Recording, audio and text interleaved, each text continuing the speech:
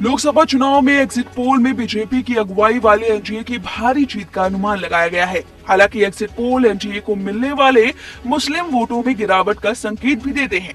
2019 के लोकसभा चुनाव में एनडीए को लगभग 9% मुस्लिम वोट मिले थे, लेकिन इस बार यानी कि 2024 के चुनाव में ये घटकर 6% रह जाने का अनुमान है। दूसरी ओर कांग्रेस के नेतृत्व वाले इंडिया ब्लॉक को मुस्लिमों की जबरदस्त वोट मिलने की उम्मीद है। राहुल गांधी की भारत जोड़ो यात्रा और संविधान बचाओ की अपील ने मुस्लिम वोटों का रुख कांग्रेस की तरफ मोड़ दिया है। इस कारण इंडिया ब्लॉक को मिलने वाले मुस्लिम वोटों में जबरदस्त 24% का उछाल होने का अनुमान है। 2019 में इंडिया ब्लॉक की पार्टियों को 52% मुस्लिम वोट मिले थे। इस बार इन्हें 76% वोट मिल सकते हैं।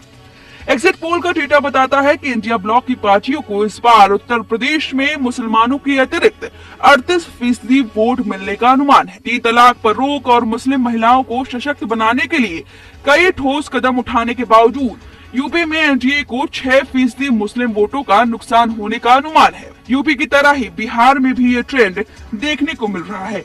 यहाँ इंडिया ब्लॉक को मुस्लिमों के 16% वोट ज्यादा मिलने का अनुमान है। इसमें से 5% एनडीए और 11% अन्य पार्टियों की वोट है। पश्चिम बंगाल की बात करें तो ममता बनर्जी की टीएमसी को भी 2% मुस्लिम वोटों का नुकसान होता नजर आ रहा है। झारखंड में एनडीए के 4% और अन्य पार्टियों के 2% मुस्लिम वोट इंडिया ब्लॉक को मिलने की उम्मीद है। एनडीए को मिलने वाले अनुसूचित जनजाति, अन्य पिछड़ा वर्ग और सामान्य वर्ग की जातियों के वोट बढ़ने का अनुमान है। एनडीए को मिलने वाले अनुसूचित जनजाति, अन्य पिछड़ा वर्ग और सामान्य वर्ग की जातियों की वोट बढ़ने का अनुमान है। एनडीए को मिलने वाले एसटी वोट 47% से बढ़कर 48%, ओबीसी वोट 56% से बढ़कर 58% और सामान्य जाति के वोट 60% से बढ़कर 64% होने की संभावना है।